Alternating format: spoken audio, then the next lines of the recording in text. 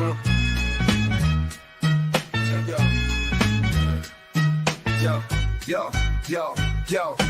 visualize shark takes, hit the wave grinding. In the chat, gun shark odds make it rhyming. Sunday vibes, smooth bets, no confining. Hats engaged, can't stop us from shining. Bet on the spread, liking it, keep it tight. Push the odds further, jack on the hindsight. Odds fellows mind grasping the right sight. Hats, caps on heads, winners in plain sight. Hit the light, get in the chat, feel the flow, cash it, every dollar see the bankroll. Sunday grinding picks, now you gotta know. Extra points on the screen, sharp minds always glow. Big parlays, predictions, we home. Standing tall, betting knowledge all. On a suddenly not so casual Sunday in December, it is NFL The Extra Points, the big show, NFL Week 13, the Shark, the Gun, the Odds Fellow, the first Sunday in December, my favorite month of the year, I have to say. The weather's cold, the league is hot, right here live on Sharky Water Station X and YouTube. Get in the chat, talk to us, and of course, on the Guns Picks channel. Guns Picks, what's going on this morning, my brother? Yeah, it is the first day of December, and man, it's a beautiful day out. It is sunny. Psych! No, we are recording this show, you dumb idiots. No, I'm kidding. All right, so yes, it is going to be a beautiful week because we've been absolutely cooking the NFL, and of course, we have the Odds Fellow wearing the DraftKings sweatshirt here with a hoodie. Odds, how's it going? You're muted. There's a mute button there. DraftKings in the house. Love the hoodie. But pump for week 13. Lucky 13, hopefully, for you and yours on this beautiful holiday weekend.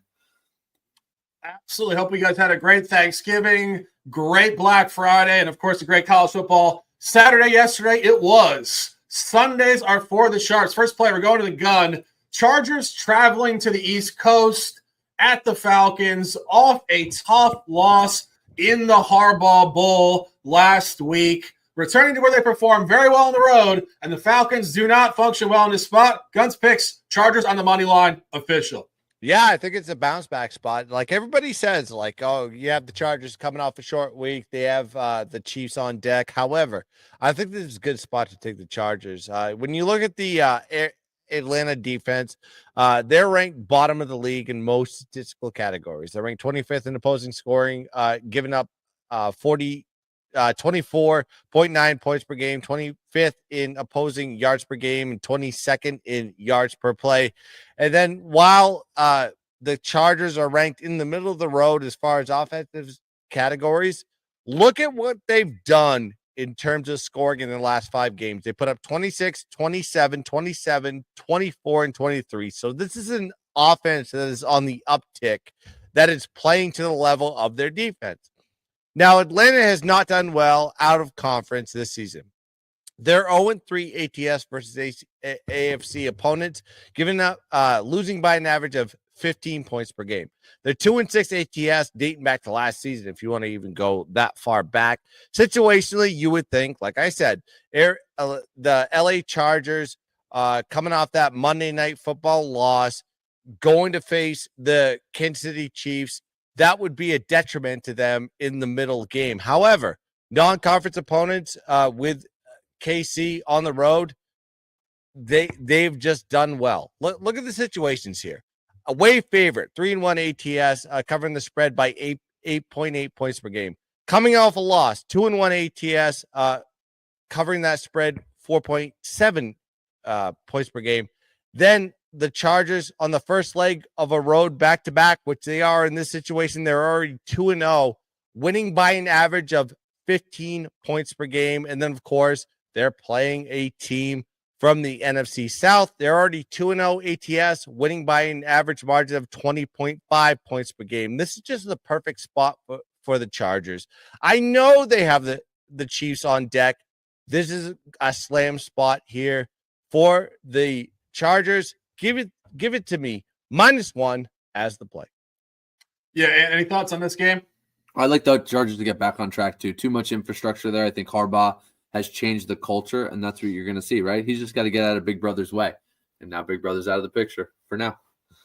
Yeah, I was just looking back as Guns was talking about it. Historically, in the career of Justin Herbert here, obviously season 1 with Jim Harbaugh, the previous regime, far more lackluster, but he has not been an auto fade the game before Kansas City.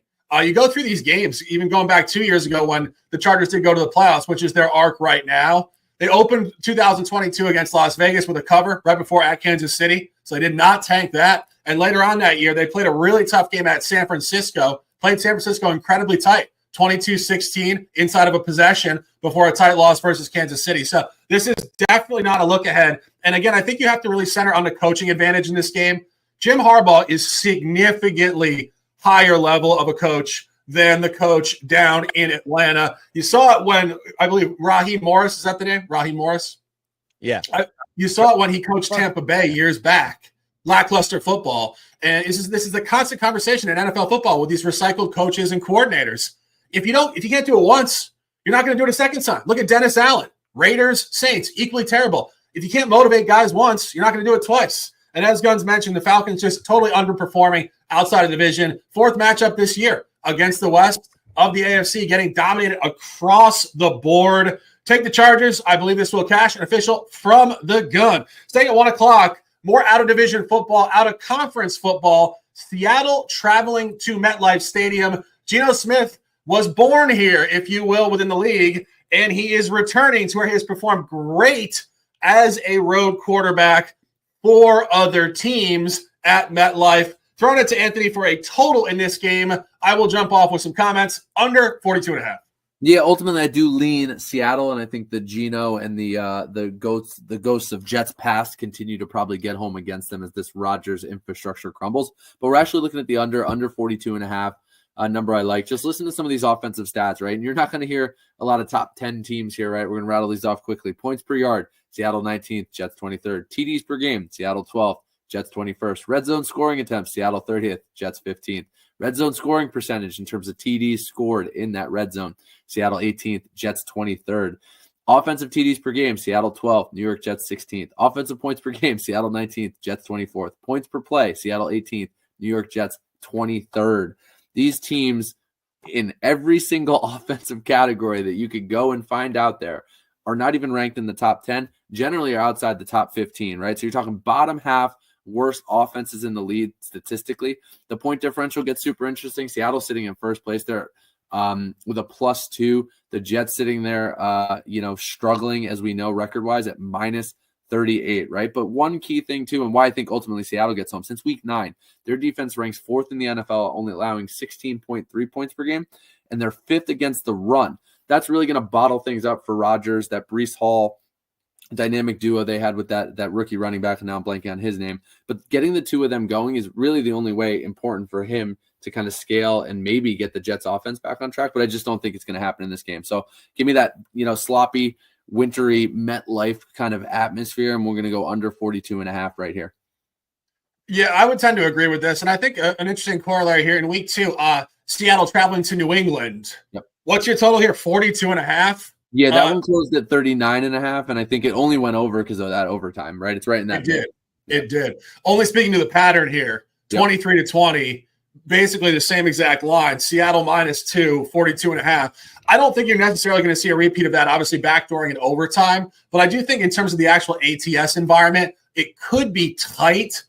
But I don't entirely know if it will be, because this is actually where Geno Smith has performed really well outside of the division on the road in his career. And that game at New England, actually, Seattle could have opened up with some margin. They just made some mistakes, and New England was kind of scrappy in week 2. And this is still a scrappy New England team. So even though they're coming off of 2 consecutive divisional wins, theoretically a letdown at the Jets now, I think the Jets are just in total shambles. I think they're in total disarray. The first coach gets fired. The second coach looks worse. He's clearly not getting rebooted next year. And I think that the GM, I think Aaron Rodgers making comments about will he or will he not play with the like keeping the team hanging with public comments. And I mean, I understand that you have to, give the media something, and he gives McAfee a lot of really candid remarks, but you're really kind of leaving the locker room in limbo with these comments. So I don't know. Guns, any thoughts on this one? No, I agree on odds take on this one. I would say this is being under in this one. I kind of lean towards the Jets a little bit. I think it's just a short line. You know, I have Seattle coming off that big win, divisional home win for that matter, 16-6 versus Arizona last week. Maybe the highs of highs. Now they're going on the road. They may kind of hit a flat spot, but like when you play the flat spot, you have unders in those type of situations. And I still think that Jets defense is good enough to hold this Seattle offense back. And you have a Seattle defense is improving as well. And of course, the Jets offense is not great. So I would lean towards the odd side on this one. Just play the total and don't take the side. Yeah, my first official, 1 o'clock, Paycor Stadium in Cincinnati, taking the Bengals at -2.5. That might be 3 in some books. 3 is fine. Just an elite level spot to buy the Bengals. You're looking at a team that is 4-7 straight up, 6-4-1 ATS, which means numerous things, but I think primarily they're due to win more games outright. And when you really start to look at their wins, 4 wins, 3 by double digits, 7 losses, 6 by 1 possession, including a 1-point loss at Kansas City and a 1-point loss at Baltimore. This team is probably, amongst others, but probably number 1 statistical buy low in the entire league. And they are also a buy low at home.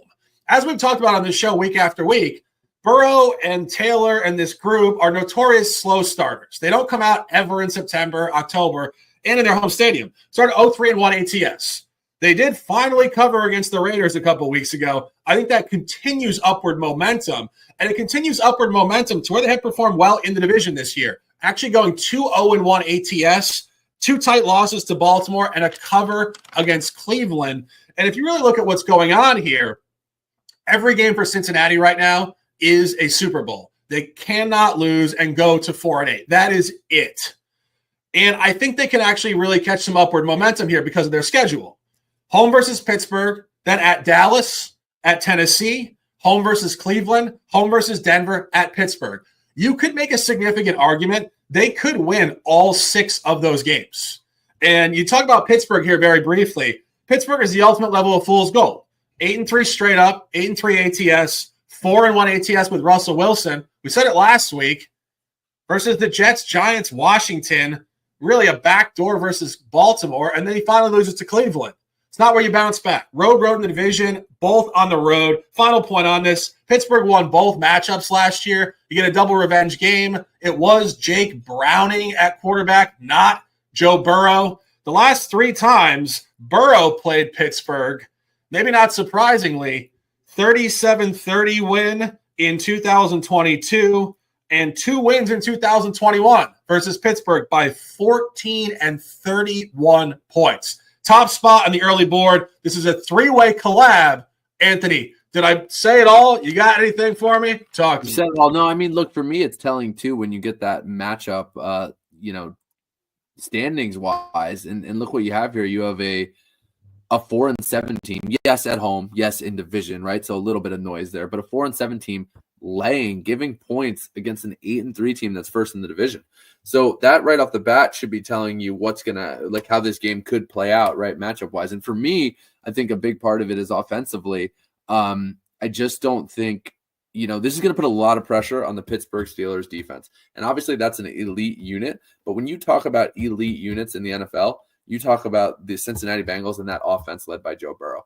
And I think at home in this environment, I think they're going to trend upwards. And I think you're going to get the Bengals putting all that pressure onto the Pittsburgh offense. That's just not going to be able to keep up in this game. So I love Cincinnati in this spot. And if you do think they're going to run and get going late, as we've seen them do in other years, plus 400 in that range to make the playoffs. Not a bad little sprinkle either. Just to make the playoffs. That's not even to make noise in the playoffs, right? Yeah, I mean, speaking of futures, I have some futures on this, but Guns, full alignment. What's going on here? Yeah, I mean, a 4-7 team at this point in the season has still has playoffs in their eyes.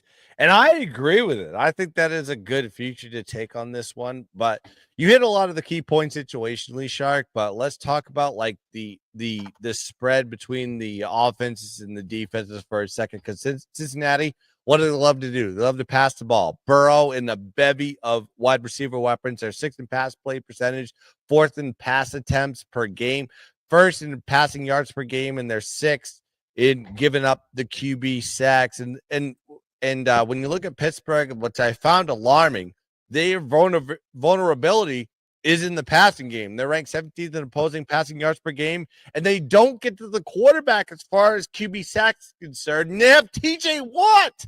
I know TJ Watt gets a lot of key fumbles in this one, but they're 23rd in the league in QB sack percentage. And then both teams offensively, polar opposites of one another, right? So you have Cincinnati is ranked 5th in touchdowns per game. You have Pittsburgh that's ranked 23rd in touchdowns per game. Then Cincinnati is ranked 3rd in red zone TD scoring percentage. And then Pittsburgh is ranked 30th in TD scoring percentage. What was the detriment of the Pittsburgh offense is all you have to do is when you get in the red zone, you play zone against Russell Wilson, and he doesn't know how to read a zone for anything. And you hit a lot of the key statistical categories here. There's a reason why a 4-7 team is sitting here at home as a favorite versus an 8-3 team. I know that Pittsburgh's coming off a loss, but Cincinnati is on the uptick right now. Like Shark said, they've 6 out of the last 7 losses have been by a possession or less. This is why you need to take the favorite here with Cincinnati. I got it at -2.5 at juice, but I think you get 3 and under on this one. It is a good play. Give me Cincinnati all the way. Yeah, 3-way collab. Let's dominate. Staying divisional football at 1 o'clock. Fox Sports surprisingly broadcasting Texans at Jaguars. However, in Jacksonville, taking Houston on the road here at -4 for 1 unit. And what you're really looking at here is just a great bounce back for Houston. Houston played an incomprehensibly awful football game last week at home against Tennessee. I had them. I was pretty much blown away by the effort. They basically took the opening kick to the house, 7-0 very quickly. You look back like 10 minutes later, it was 17-7 Tennessee. Tennessee just lighting them up for big plays in the passing game, which just spoke to a lack of focus, which I was very surprised from a DeMeco Ryans-led team. But that all being said, they had blown out Dallas the previous week. They had played Detroit incredibly tough the week before that. So I guess maybe they were flat in the division. I don't know. But regardless, this is where you want to buy low. And this is also where C.J. Stroud performs much better in his career on the road in the division. 3-0 straight up, 2-1 ATS road in the division in his career. Very converse to a 1-5 home ATS in the division career calendar. So you want to buy CJ on the road consistently. And I think not surprisingly for this matchup, 0-2 at home in his career ATS against Jacksonville. Only game ever in this stadium. Go back early season last year, absolute blowout. Houston 37-17. And you talk about Jacksonville here, which is interesting stuff. I think Trevor Lawrence might play. We're not entirely sure. Not really worried about it. Jacksonville's 2-9 straight up. They have nothing to play for. However, they are 6-4-1 ATS. It is statistically so rare to find a team 2-9 to get an outright win, but running a 60% cover rate in that window. They're just way too hot in this environment. And as I mentioned, they did cover in week 4 at Houston. Key point there, Houston dominated the game. 435 yards, only 313. Somehow only won by 4 because of a fumbled punt on the 2-yard line, which gave the Jags a touchdown early in the game. It's a heavier road line than it was at home. I have Houston to win this game in a bounce-back effort by 11 points. Buy it, live it, love it, and let's dominate. And any thoughts on the total in this game or any comments? On the total, I lean under just because I think Jacksonville is going to struggle to do much. I'm honestly shocked coming off the bye and that beatdown that the Jacksonville Jaguars, the lifeless Jags, kind of took, that Doug Peterson even survived the bye week. Because I thought for sure that spelled firing, that spelled coaching change. And yeah, in most cases, you'd think that means the team will come out more well-rested, maybe a little bit different of a look, right? Different schematics, more time to prepare. Some of that goes out the window for me when it's a division rival. And obviously this is an AFC South matchup here. So I lean under, and I love Houston to bounce back because I think the Jags, I think you're going to see the continued trend of what we saw against that Detroit juggernaut in the 52-6 matchup 2 weeks ago. Yeah, I wouldn't disagree. Guns, can I get you to the window on this, or are we moving on? Who's the quarterback for the Jacksonville Jaguars on Sunday? I need to know. I guess yes. From my perspective, it doesn't matter. When you have the Texans egregiously losing as an 8.5 point favorite to the Tennessee Titans, I would think that there is a come up with this one with CJ Stroud in the squad. There's only one way to take this game, and it is Houston. I don't think you get cute and try to take Jacksonville Jaguars on this one. However, I think we need to watch who the quarterback is. I would say it is a stronger play if Mac Jones is the quarterback. But if Trevor Lawrence is the quarterback, I'd probably be a little bit softer on the units of how much I put in this game. You're taking a gamble here. We're recording this one right now. However, let's see who the quarterback is. And I would say it's always Houston. It depends on how much money you want to put on Houston. Yeah. I mean, we're riding officially. I think it's a great look. Let's dominate. Stay at 1 o'clock. A couple games here we don't have officials on, but we do bring you guys the same conversation every week. All the games, all the top information available to us. Guns doesn't have the hat on this morning. He's rocking a Arkansas Razorbacks helmet, right. But maybe that's a shout to ex-Patriots quarterback Ryan Mallett from the Arkansas Razorbacks. But nonetheless, 1 o'clock, Colts at Patriots. I think that's RIP too. Upstart Colts, Patriots sitting at 3-9. I don't really have a whole lot on this game. I think it's a really tough game. Guns, you mentioned you think the over is the best look in this game. Yeah, I think we have to when we looked at New England early in the season, and actually going back to last season, they were a great underplay. However, I think the uptick has happened with the change in the guards with Drake May at the quarterback. The over is actually 5-1 ATS in New England home games this season. They're giving up 26 points per game, and they're putting up 20. That gives you an indicator of what's going on there. And then you look at New England in the last 3 home games, 28, 22, and 41. They've given up to opponents. Then you have an Indianapolis team that gives up 24 points per game on the road this season and 21 points or more in the last 5 games overall. Then you got to look at New England versus the AFC South. If you want to get really in depth on this one, they played the Houston Texans. 41-21 was the final in that game. The line was set at 30. The total was set at 39.5. They played Jacksonville in neutral site in England. 32-16 was the final. The total was 42.5. Tennessee on the road. Granted, that was an under in that game that did go into overtime. 20-17 was the final, but the line was sharp at 38. But that was them on the road. 2-1 to the over versus the AFC South. And I think we've mentioned this before, and I think we mentioned it last week. When the total is 41 points or more in New England games, the over is 5-1 this season. So it's another opportunity to go slamming over from 2 teams, quite frankly, that nobody thinks can score points. I think they will in this game, and 42.5 is a key number. If you look at that one, I think it's 3-1 when the number is 42.5. On the total. So yeah, over is the only play I'd want to do with this one, Shark. Yeah, I mean, I think going back even in the small window here after Anthony Richardson was reinstated as the starter, go back 2 weeks ago at the New York Jets, 28 points.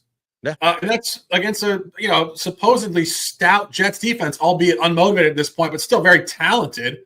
He's scoring the ball there, and also a great buy low off of basically no offensive effort last week against Detroit. And truthfully, looking at what New England did last week, they did cash the over for us in Miami. That was like pulling teeth to get that over. I mean, New England did nothing offensively until actually getting a defensive touchdown by Christian Gonzalez in the 3rd or 4th quarter, +2 to push it over. But you're going to get a nice bounce back offensively from the Patriots in their home stadium.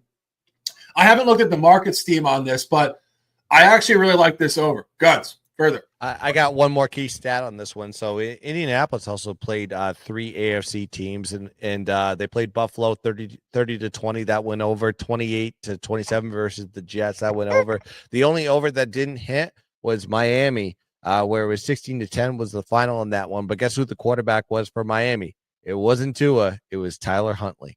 So that gives you a high indicator that we are looking at an over and a lot of points there on Sunday. Anthony, you are the totals specialist more often than not. Any thoughts? No, I like the over. I lean that way too, just with what the more current trends of what you've been seeing out of these two teams. I wish the number was actually a little bit higher because I think that would be even more telling in the market. So I don't know where it opened and if this team's up. And it's definitely one where I think you could bet it live. That's another way I'd look at it too, because I could see these teams starting slow, a little bit sloppy in the first possession or two because of these young quarterbacks, maybe a mistake here or there, right? The coaching on both sides has also been a little suspect. I actually like Shane Steichen a lot, but Jared Mayo leaves a lot to be desired, especially with his offensive game plans. So it's one where I think you could see it dip down a little bit closer to that 35-38 mark at some point in the game and then come roaring back, and I wouldn't be surprised if it gets their full window. So just another way to look at it too from a full game perspective. Almost like last week, right? I mean, yeah. I mean, that number ticked down, right? Yeah. Yep. Yeah, and I mean, I think that's just a great baseline point for any total in football because the first quarter oftentimes is not representative of the rest of the game, right. And it's not even the back door. It's really just the fact that the fatigue builds over the course of the game, and the game opens up when defenses are fatigued. So sharp stuff there. Best look in this game over, and of course some sharp analysis on in-game betting from the odds fellow. Staying at 1:00, another game with a lot of intrigue. Looking at Minnesota, we're going to work on this throughout the conversation, but I think this is a great look for Minnesota. And I really want to look at one specific thing about their statistical flow here. Minnesota started 5-0 ATS. They kind of caught everybody napping, and by surprise. They moved Kirk Cousins. They advertised J.J. McCarthy. All of a sudden, it's Sam Darnold. And I don't think anybody knew what to make of this team coming into the season with Darnold. And I think the first takeaway that we all have to give massive credential to is the fact that Kevin O'Connell is a great, great quarterbacks coach. He made Kirk Cousins look a lot better than Kirk had looked prior, and he's making Sam Darnold look like a very representative pro.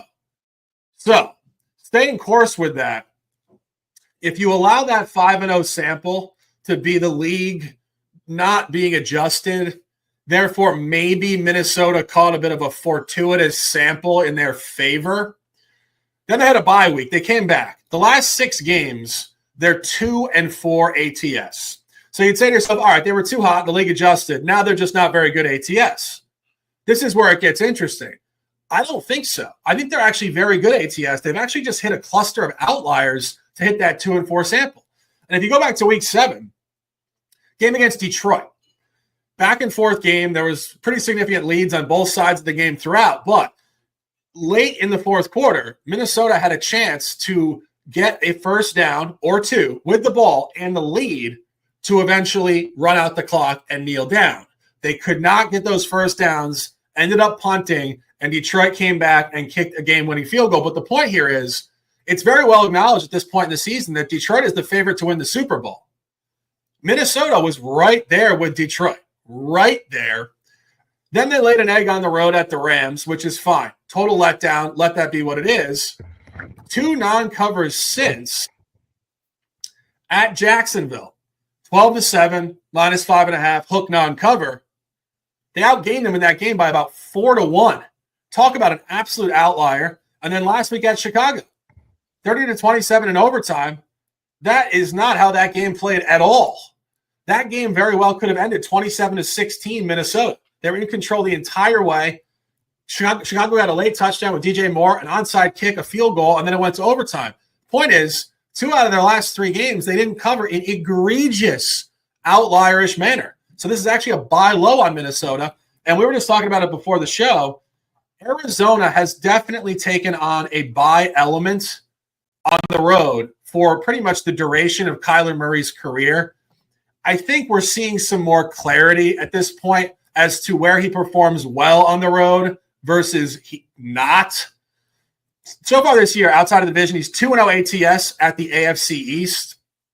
Key point, outside of the conference, we talk about this with Lamar Jackson. The other conference can't scheme for like a real running quarterback. It's just hard to scheme against. Fine. Did not cover his only road out-of-division game this year at the NFC North. A blowout, 34-13. And here's the key point on that. That was the second game in a road sequence of a tight, low-scoring game the previous week at San Francisco. That is precisely where Arizona finds themselves now. 16-6 loss last week at Seattle. Low scoring, turnovers, a lot tighter than the final result actually suggested. Now they got to go on the road. Very similar figure, plus 3.5 to where they were at Green Bay. I'm not going to sit here and argue that Kyler hasn't been great in his career on the road. I've actually bought him numerous times in that window successfully. I think within this season, road back-to-back off a divisional game, traveling here is very difficult. We will get to it. I'm not going to drop it officially right now, but I think Minnesota is a very sharp take. Anthony, any comments on the total or the side? When I first saw the number, especially sitting at 3.5, it was kind of coming off that loss and that performance last year. It was your eyes kind of light up and you say, well, that's probably where I lean and where I'll take it and where I'll chase it. Because I've been on that. I've been on this Arizona team in different spots, but I was on them in that Cardinals-Packers matchup. And when I tell you it wasn't even as close as 34-13 says, right, I think it started 24-0, right? They jumped out. I think going on the road here in that sequence that the Shark described is really key. And I think this Minnesota defense, Brian Flores led, is very, very, very, very good. They minimize some of these things and the mistakes that the offense can make. They put the team to be in the mix, even if they have a bad quarter, a bad half, which I've been at some games live with watching them play, and they're always in the mix, right? And I think that's what you're going to have them do here in Arizona against, the Cardinals need to win games against the division, right? That's what's going to matter ultimately with how jumbled this thing is up. So I would lean Vikings on the total. I really don't have a look because I think it's a pretty sharp side with the way the Vikings defense could play, but how explosive and kind of outlierish both of these teams have been at times. Yeah. So great conversation here. Keeping it moving. 1:00, last 1:00 game here in week 13. Another very interesting game that I think is a lot more interesting than we may have thought going into last week. Tennessee at Washington.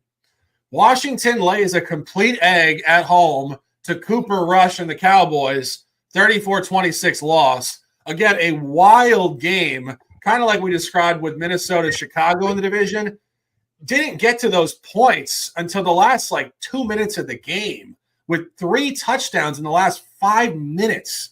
34-26 did not tell you the story of that game at all. It was actually kind of a throwback, low scoring, 1940s style game. But nonetheless, Washington at some point has to bounce back. 3 straight losses, lost to Pittsburgh. Let that be what it is. Pittsburgh's clearly of some class in this campaign. Lost at Philadelphia. Philadelphia also looking quite good. And then an outlier loss. So are they just cratering completely? Or were those all kind of situational spots against better teams and weird outliers? I would lean towards a bounce back here for Washington. Guns, any thoughts? I agree with you. I think this is one of those slam spots for the Washington Commanders. I mean, listen, coming off those losses, I think 3 straight losses in a row. This is one of those teams that are very due for a bounce back, and they're playing a Tennessee team that has played absolutely horrible all season, and they're coming off a big divisional win last week. Listen. If you like Washington, you like the over. That's what I'll say about that one, because Washington is going to put 30+ in this game. Even though that Tennessee, you could say yardage-wise, they're in the top 5, but they do give a lot on the defensive scoring.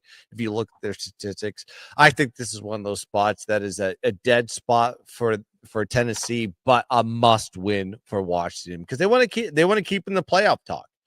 Like a lot of people are writing them off right now. I know Washington was a public darling for a while. Maybe when you peel back the onion, you get some layers on that one, and you'll get some value with Washington right now.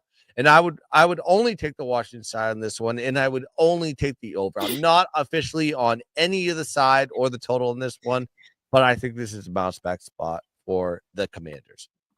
Yeah, odds. Any comments on the total or anything of that nature? Let's keep her moving.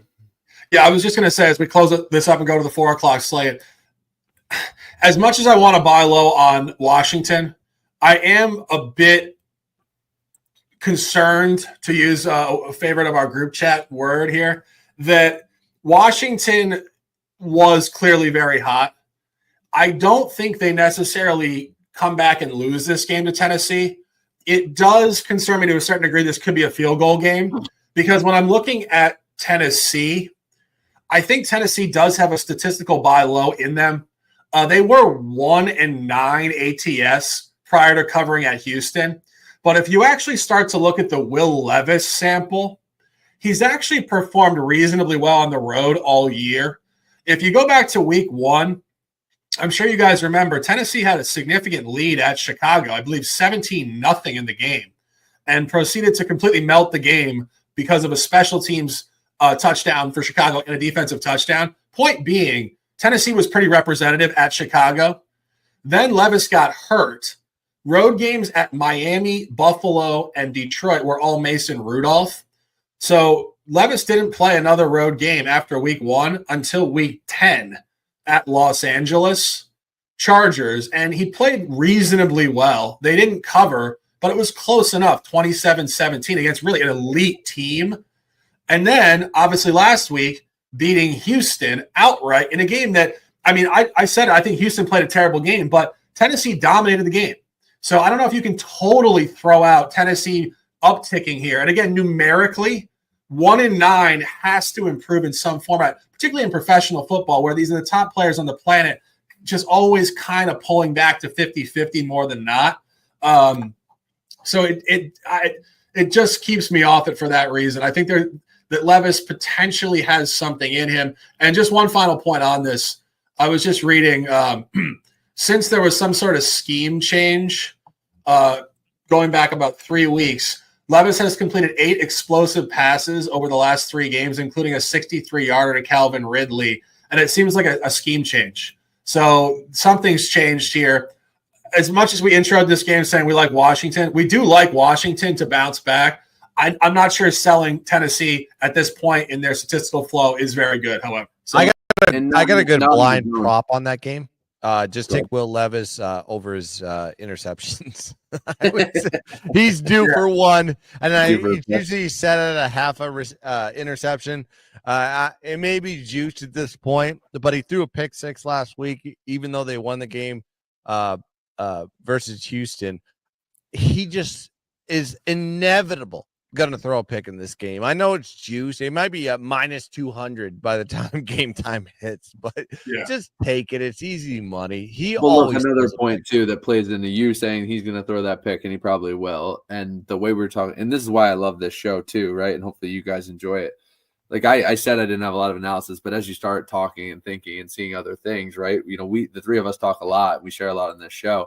This Tennessee defense is also very underrated. Now, this is only one statistical way to look at it, but they're second in the league in terms of opponent yards per game, right? Which is obviously a big point. You're always going to get the scoring and the red zone percentages and the outliers and those things move. But chunk plays like giving up yardage and moving the ball, they're literally second behind the Philadelphia Eagles, and they're even better on the road, right? So that average sitting at 276.4, that's good enough for second in 2024.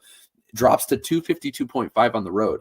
Now, if you really think about this game and how it could flow, I don't trust Will Levis, even though this schematically maybe it is a little bit better. Jaden Daniels, I think, is banged up, right? And Shark talked about the way that Dallas game finished. That game had missed field goals, stopped drives, right? It was, and I took the second half extra over. Points too. I knew it would get going a little bit, but the way it played out was what I had the second half over early in the fourth quarter before it even exploded. I think you have another underlook here because I think that Tennessee defense, against what is a Commanders offense that's still kind of finding their way, right? That McLaurin touchdown probably doesn't happen if they're not trailing. And then you had 2 kick returns for onside kick on the Dallas side. return. So I would lean under. I think it's a weird number sitting there at 5.5, even though it is a bounce back spot. Yep. Yeah, I think absolutely. I mean, tough game, but it's the intrigue and the as Anthony said, the detailed conversation we bring to you here on the extra points. There's so much more to handicapping a professional football game than saying we just don't like the game. Like when you start to really understand where teams are on their statistical arc, you're able to visualize where you want to buy teams and where you want to sell teams and understand the precise numerical and psychological environment that they're in. And that's how you win. It's not about to beat the NFL and beat any sport. You have to be almost living with each team in the locker room. You have to really know where they are on the calendar, coming up, coming down, psychologically, statistically. And when you really get in there, when you look at the board, okay, this is where they're going. So Tennessee should continue to improve. Maybe Washington capped out early. They should come back. I think, truthfully, the moral of the story is we probably see this game being somewhere around 28 to, or maybe 27 to 25 Washington. I mean, that would speak to an over, but I don't know. I think that the Titans, you guys said that the Titans defense has been good, but Levis just brings an openness to the game. So it's the defense kind of falls trapped to how wild he makes the game. And you've seen some overs with this defense that have all been because the offense just makes the game so crazy. So interesting point. Going back to Odd's point, though, yes, they're good against the yardage, but look at the opponent's scoring. It's it's night and day. Higher. I mean, Tennessee gives up points. I don't understand it, and I think that has to do with Will Levis doing dumb things and giving up defensive scores. So, there's anomalies with the Tennessee Titans that are unexplainable in a lot of cases, but when you check the box score, it's Will Levis is the kind of the factor in a lot of the statistical categories. Yeah, and truthfully, when you look at the Titans' road games, this is actually kind of a high line for them. So I think books are expecting more points in this environment. So staying there, great conversation. A little bit long, but we love talking about it with you guys here. So segueing to the 4:00 slate here. Speaking of totals in this range, divisional football 405 in Carolina, 3-8 Panthers, 5-6 Bucks. Guns has a total. I like this total. I'll throw it to the gun. Official over 46.5. Yeah, I was trying to get to the side with Carolina, and I may still get to the side with Carolina because I think Carolina is starting to have an uptick in momentum. But I love the total in this one. It's my favorite total of the week. When you look at both teams, what do they do? What are both of them consistently doing? They're bad at keeping their opponents from scoring. Tampa Bay is ranked 24th in opposing scoring, giving up 24.8 points per game, and Carolina is ranked dead last in opponent scoring, giving up 30.9 points per game. And then you look at Carolina, they're comfortable at home. They're on the 4th leg of a long home stretch and they're finding rhythm. 2 out of the last 3 games they have won, and their only loss was against Kansas City. And I think if you check the records, Kansas City is a pretty good team. They only lost by 3 points. The offense has also improved as well. They put up over 300 yards of total offense in the last 2 weeks. And also Carolina has put up 20-plus points in 3 straight games. Carolina is a bye team. Let me just say that right now. Tampa, while they've lost 4 out of the last 5 games, they can't stop this team from scoring points, right? Last 5 games, this is what Tampa has put up. 31, 26, 24, 20, and 30. They average 28 points per game overall and 31 points per game on the road. And this is a team that has lost 4 out of the last 5 games. This is why this is a high indicator of an over in the last 2 times these teams have met. Going back to last season, the total was exactly 36.5 points. Now you're seeing it at 46.5 right now. The over is hit 4 straight for Carolina in their home games. And this total is tied for the highest total in Carolina home games. The other total that was this high was against Cincinnati. Guess what the outcome of that game was?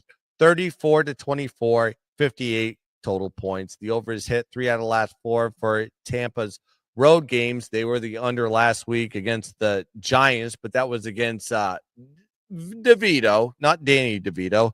And it's the second highest total on the road for Tampa this season. Also, Tampa 6-2 to the over in the last 8 games. And in the last 2 games, it has hit under. So I think this is a good high indicator that we need to be taking it over. So divisional matchup here. Tampa, Carolina over the total. 46.5 is the play.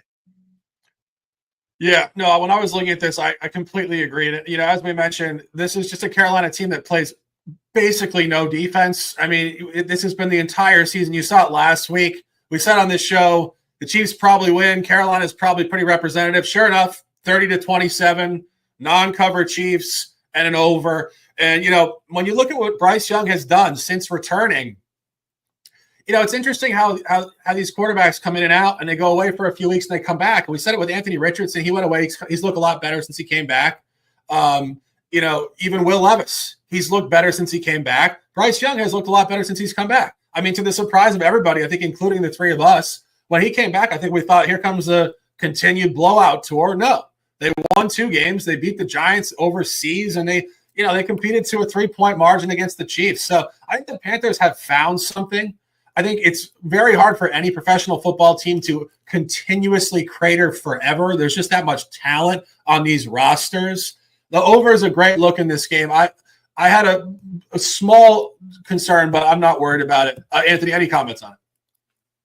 No, I just think that that Tampa playoff ticket or Tampa division ticket could get to the window. So keep your eye on it. There still might be some value because they're still fighting. Yeah, I think Atlanta might drop. Yep. Yeah, absolutely. And staying the course here, 4 o'clock, another game involving the NFC South. However, not a divisional game. Rams on the road at the Superdome at 4:05. Something that we found when we were just doing a little pre-show here that I thought was very interesting about this game. This is not a national broadcast 4 o'clock game with Tom Brady and the host on the call, Kevin Burkhardt. This is a random game. The league decided to make it 4:05. What does that mean? They're helping a Pacific team travel to the East Coast off a primetime game, not putting it at 10 a.m. Pacific. Does the league like McVay? I don't know. I do know Anthony likes McVay this week. Rams official, -2.5. Yeah, we talked about bounce back, right? We talked about getting into the minds of these guys, these coaches, these spots, right? This is a buy low. I think the Rams are still a good team. Again, talking about that jumbled up NFC West that is very injured and very messy right now. Not a lot of separation between those teams. But when you really dial it in, we'll get to the 4 o'clock and how the Rams have performed a little bit. But for me, a big part of this is the Saints against playoff teams outside of their division, right? Because obviously either Atlanta or Tampa is going to get in. So it's a little bit muddy when you look at it inside the division. But they're 0-4 against teams outside. Early in the year, I think it was week 2 or 3, they lost to Philly 15-12 in New Orleans. That was really before Philly got going, right? That was a Nick Sirianni hot seat Philadelphia moment. Then they lose to KC 26-13 on the road. At home against Denver, they get banged up 33-10. And then against the Chargers, 26-8 on the road. So outside of the 15-12 game against Philly, none of these have really been close, right? And then against bad teams, they're 4-3. They split with Atlanta, blown out by Tampa. But that pattern has been there where I just don't think they're playing, up to that next layer of competition, especially if they've gone through a lot of injuries on the offensive line, so coaching changes, things that we've seen. And they don't have the same home field advantage that they used to. Usually I'd be afraid, right? Back in the day, the Saints that a lot of you grew up watching, it was a nightmare of a place to play. They're 3-3 at home, right? So that kind of goes out the window as well. Now you get into what Shark was just explaining about the Rams, McVay, a team getting healthier, right? That needs the W in a pattern of playing poorly at home in prime time and then going in the road and playing better in other spots. So that happened when they got beat up against Miami, and now they're coming off that bad Philadelphia loss. A game, frankly, I think a lot of us were on or thinking about the Rams in that spot, and they just couldn't compete. So I love them going to the East Coast, getting that 4:05 slot, being able to almost in a lot of ways, right, take care of business behind closed doors, as weird as that sounds. And I think that's what you're going to get here. So I think it's a blowout, bounce back spot for the Rams. I think the Saints got some of that boost and some of that push off the the new coach change, and I think that's about to ride into the sunset for the rest of the season. Yeah, I would tend to agree with this, and I think you're seeing just very specific, not necessarily line functionality in the division, but more so the way the line is just correlating to Rams outcomes outside of the division. Go back early season, they took a 6-point loss at Chicago. Key point, Chicago was favored in the game, -3.5. So books had Chicago correctly graded against the Rams. Then the Rams played the Packers at home. Packers were laying 3.5, 4 points. Packers covered as a favorite 24-19. Then it flipped, and the books made the Rams a road favorite at New England, -4, and they covered. So here's the point about these small field goal-ish lines outside of the division. When the Rams are a dog, they're 0-2 ATS, both tight. And when they're a favorite, they're 1-0 ATS, tight. So we don't necessarily think this is going to be a blowout. Anthony said it's going to be a blowout. I don't entirely think it's going to be a blowout. I do think the Rams are the side. And one additional point on this, if you just look at the pattern of the Rams' schedule in recent history, it's actually fairly uncanny how transparent this is. Go back a few weeks ago. They took a primetime out-of-division home loss against Miami. Then they flew cross-country as a road favorite outside the division and covered at New England.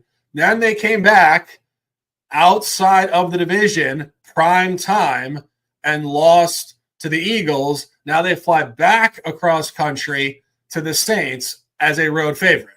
It doesn't get much more clear than that, in my opinion. I think the Rams will show up here. I think the Saints, albeit a bye off of a brutal stretch with Spencer Rattler and Jake Hayner, are not even remotely in the class from a coaching perspective, even more importantly than personnel, than Sean McVay versus Dennis Allen here. I might get to the Rams. God's any thoughts?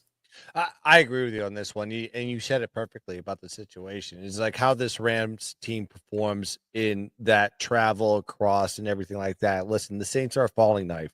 The patine has kind of worn on this Saints team with the interim coach now. And then you have a Rams team that is now officially like all weapons are there. Everybody's healthy.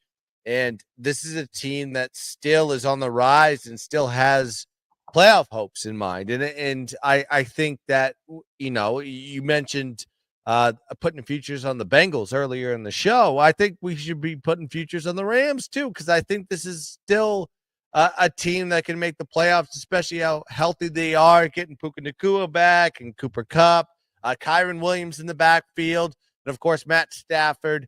I think this is a team that we need to buy now. And we have a perfect spot here against an NFC South team on the road. And quite frankly, I think the Rams are continually going to be a buy team moving forward. We'll have to pick our spots here and there, but I agree with Odds on his play here. We have to be taking the Rams or nothing. Yeah, look, and we were talking about it. I mean, maybe the Seahawks get home. We talked about the Cardinals as a loss. The Rams are 5-6. The Cardinals and the Seahawks are 6-5. The Rams are plus 400 to win that division. Yeah, it's another one too, right? Open division too in the NFC West. Yeah. Open division. Yeah, and just as I mentioned, all that stuff about the Rams and all these spots. If you look at the Saints, this is equally as good. The Saints are on a dub 2. They barely beat Atlanta. Then they beat Cleveland. Key point here, as a home out of division favorite. Yeah. So when books had them favored in this spot, they hammered Cleveland. Now the line flips to the out-of-division team being a favorite at the Superdome. This is 100% a Rams spot. As you said, this is incredible stuff in the NFC West. These teams are separated by a half game. 6-5, 6-5, 5-6, 5. Yeah. It's a mess. Very competitive. They're going to beat the shit out of each other. Yeah, absolutely incredible. Absolutely incredible. And just based on that, if you expect Seattle to potentially beat the Jets this week, and again, you have to consider what these coaches are talking about with their players. Like, they're not just so tunnel vision of themselves. Like, McVay is absolutely aware of the fact that the Seahawks are probably going to go to 7-5 this week, where if the Rams lose and go to 5-7, all of a sudden you have a 2-game gap. So it's a big swing. And he's aware of that. Like, it's a real point. Like, he's not just going in there and saying, okay, here's our game plan against the Saints. Let's get it together, guys. He's saying to them, listen, we're very much alive in our division, and these teams might win this week. So it's extra pressure on The us. Cardinals are leading the division. Remember the Cardinals in the last 2 or 3 years couldn't win a divisional game or cover a divisional game. This is telling you everything. The uptick's coming, and I think the Rams are the buy spot. Yeah, and not only that, but it's pretty insane that the Seahawks, Cardinals, and 49ers all have a point differential inside of 8 points to each other. The Rams are minus 43. I'm trying to say, why are the Rams minus 43? Okay, they lost by 31 at Arizona. They weren't healthy. They were missing weapons. Yep, they got That team was banged up. Yeah, at one point they didn't have. I didn't have anybody. Their offensive line was hurting. They had played. no weapons. Matt Stafford was just giving the ball to Kyron Williams and hoping that he'd get a yard. Yeah, that's Puka, why. Puka and Kupp were both out for an extended stretch. Yeah, and if you look at their point differential, they lost by 31 at Arizona and then 17 last week against Philadelphia. That's 48. So 2 games is their entire negative differential. That's so why it's important. That's why it's important to not look at the entire resume of a team. Look at the last 4 to 5 games of a lot of these teams, because they can continue to shift momentum as far as from every 4-game window. And the same thing goes with every single sport in football. You can do that with college football. It's it's not how you did in your first 4 games, it's how you do now. And I think with the NFL, you got to treat it the same way. Absolutely. This is a very good spot. I'll just go official with it right now on the show. As you guys know, we're pre-recording on Wednesday night. We appreciate you guys. Put me on the Rams, too. Let's make it a 3. Put me We're on the Rams. simulating a Sunday, December 1st, green energy vibes, 3-way collaboration. I'm looking at what lines we can get now here. I think money line might be available. 2.5 minus 115, 2.5 minus 120. So the money line might be a better bet at some of those. Minus 130, minus 140. It's actually higher. It's 145. That's huge. That for a 2.5 or a 3, that's key. I'll just take the spread then.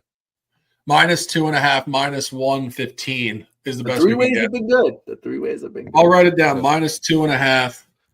And put me on it too. Give me that damn number. All right, got it. And okay, perfect. Yeah, I mean that's just great stuff. Absolutely fantastic stuff. And again, the NFC playoff picture is just so wide open. Awesome. You call it wide open. Yeah, you have the Commanders at 7-5 in the 7th spot. Arizona, Tampa, Rams, Niners, Saints, Bears, and even the Cowboys are all within 2.5 games of each other. My head exploded. I know. AFC is worse too. If we beat the Giants tomorrow on Thursday. Unbelievable. Taking a breath here, 57 minutes in. My next official, big time stuff, 425 in Baltimore. Wish I had the hat, but I certainly have the energy, and we certainly have the official play. Baltimore minus 2.5, 1 unit. That is minus 3 now. This is a massive spot for Baltimore, and this is where Baltimore performs very, very well. They are a statistical buy low, started poorly, showing momentum, are actually very good at home, 3-1 ATS outside of the division. I think a key point on that, only non-cover early season, a backdoor against the Raiders and Gardner Minshew. It was early in the year. Gardner was scrappy. Ravens had a huge lead. Just let that be what it is. Look at what they've done since. Beat Washington and covered, minus 6.5. Hammered Denver, a very good Denver team, 41-10. And I think a very important line corollary here. Only time this year they laid 3 points at home outside of the division. Laid it to Buffalo in week 4, 35-10. And what you guys might remember at that point, at the beginning of week 4, Buffalo was 3-0. They looked very impressive, and the media had pretty much anointed them as being back and the elite team in the AFC. And Baltimore just lit them up. That's pretty much where you find Philadelphia right now, just on a far higher level. Not just 3 games.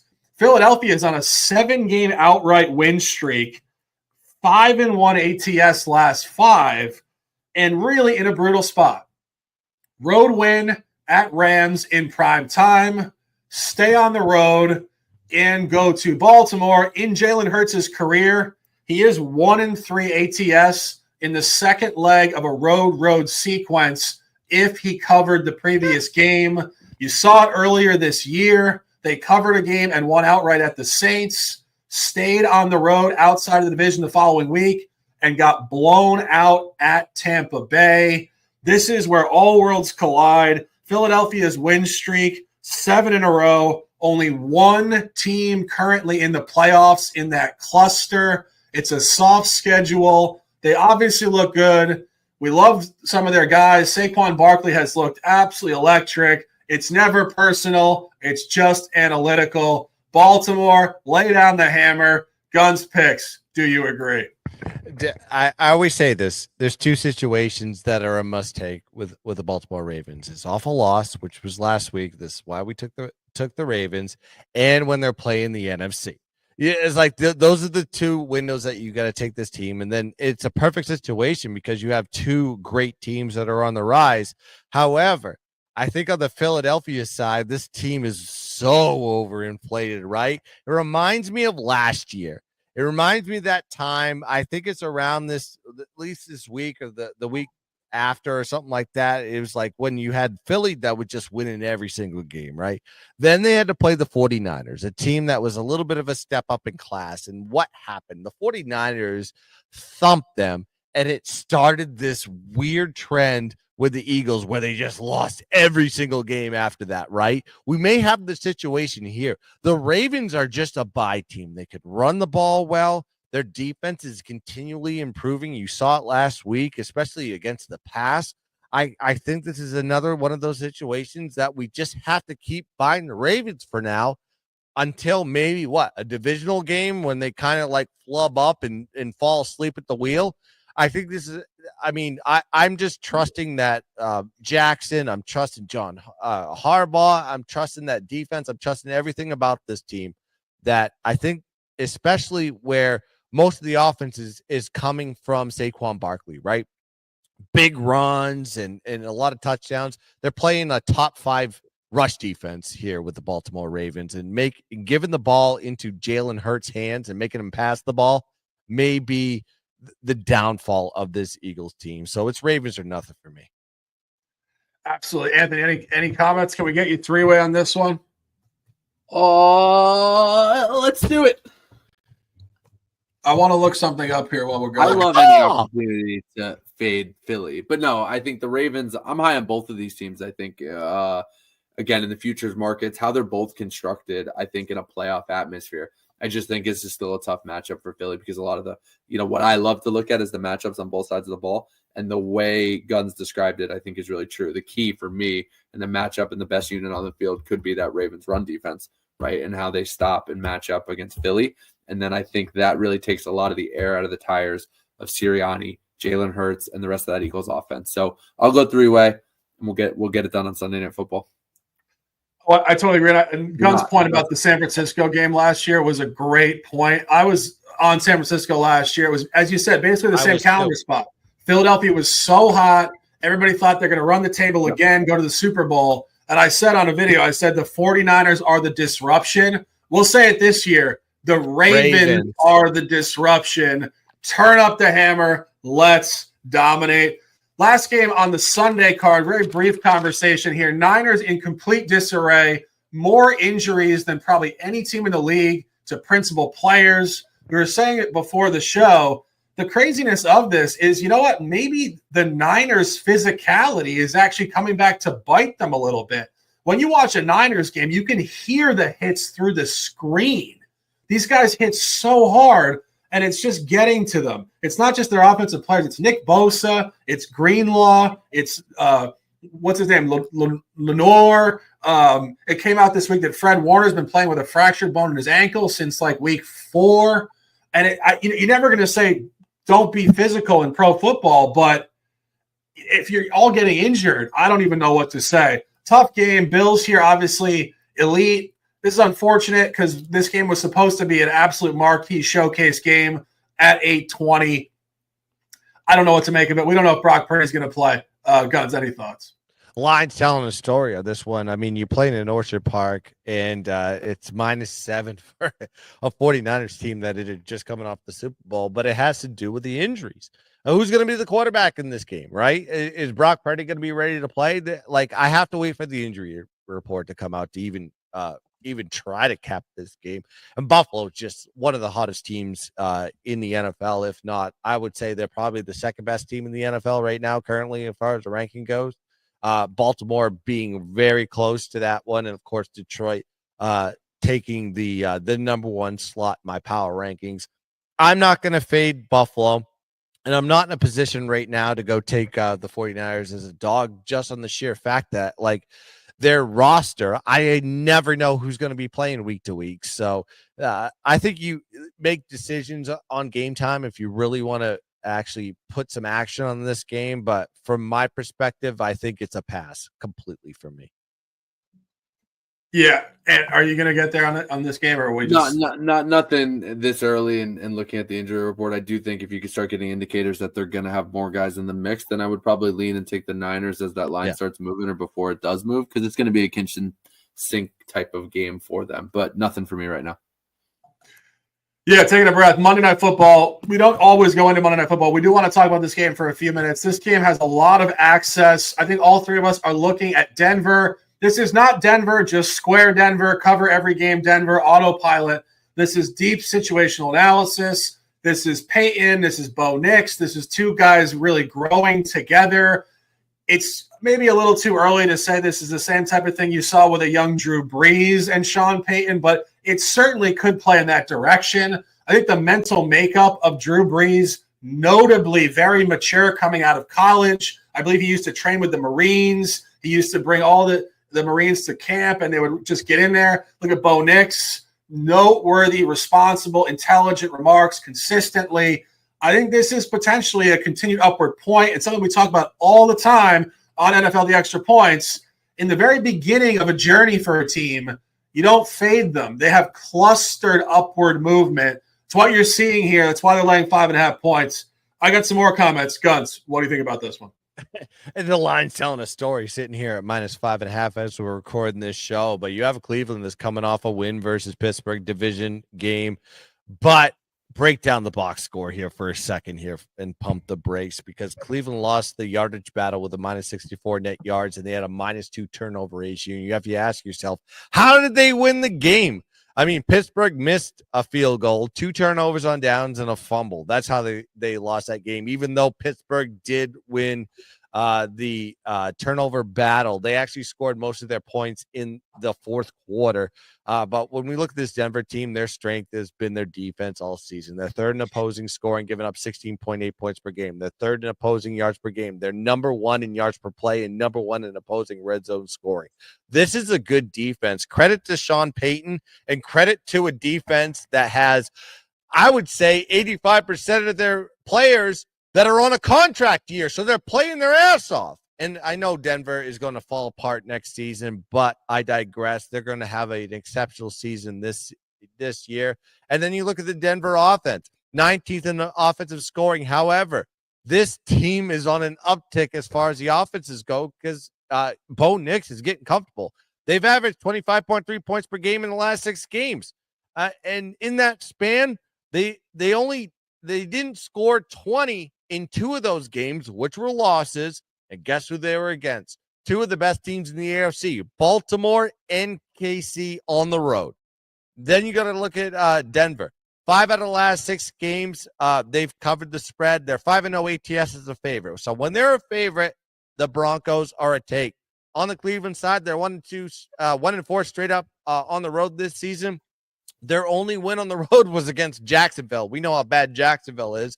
Their road losses, though, you break those down, they've lost by an average of 12.5 points per game. I think Denver, like Shark said, is a team we just got to keep buying. This is a very good team, a very well-coached team, and a quarterback, as the development of this quarterback is going, Bo Nix is a dog. And he is underrated as far as the rookie quarterbacks go. And I think this team will continue to score at margin and win this game easily. Give me Denver -5.5. Yeah, completely agreed. Any comments on this one? Just keep it on that futures market. Something while these guys are bringing you some breakdowns. If you want to think about Bo Nix, right, and see where that trend is going, and if he got that dog in him, He's moved all the way up to like plus 130, second in the futures market for offense. He's the best rookie quarterback in the league. Year. I'm sorry. He's obviously still trailing Jaden Daniels minus 165, but keep in mind, right, still a little bit of value. If Daniels stubs his toe against the Titans again and Knicks has a show out again, you're going to see that line or throws 2 picks like he's been doing lately. He's been throwing a lot of picks. Yeah, without question. And just final point on this, on the Cleveland side of this game, like we suggested with the Rams spot, very transparent week-to-week situational schedule analysis.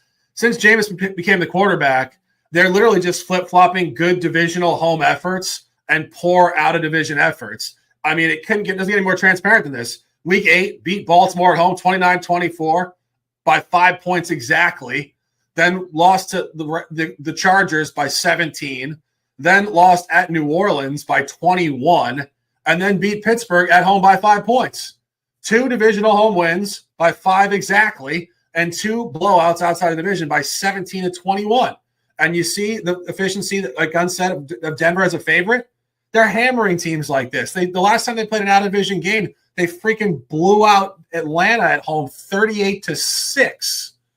It has blowout written all over it. I'm on it officially. Denver minus 5.5. That's the show for this week. An hour and 10 minutes in the books. We hope you guys had a great Thanksgiving, and let's dominate this Sunday. My top plays: Cincinnati minus 2.5, Houston minus 4, Baltimore minus 2.5, Rams minus 2.5, working on Minnesota for a number, and Denver minus 5.5. Odds fellow Cincinnati collaboration minus 2.5. Seattle versus the Jets under 42.5. Rams collaboration minus 2.5. Baltimore minus 2.5. And the Gun Chargers money line on the road minus 112. Three-way collab Cincinnati minus 2.5. Tampa Bay Carolina over 46.5. And we are also looking at the over in the Colts Patriots game for the record. Rams collab and Baltimore collab. A pleasure as always, guys. Sending you guys the best vibes as we open up the month. December is for domination. Sundays are for the Sharps. Guns picks, a pleasure. Close them out with some words, and let's dominate. Yeah, we're recording this early, but I can't really say it right now. Can I promote Thursday? Can't, because this is coming out on Sunday. But all I can say is follow us along on all social media platforms, exclusively on X, at Guns Picks, at Sharks and Sports 88, and the odds fellow. Put some underscores in between the words, and you can figure that one out. And follow the YouTube channels that we put out our content on, the Guns Picks channel and Sharky Waters Nation. Like, subscribe, and comment. That is how we get in the algorithm of all algorithms that the sports betting YouTube world deems fit. But that's going to do it here for the Extra Point Show. Let's cash some tickets. Let's dominate the bowl. And as always, let's keep dancing. Geek bang.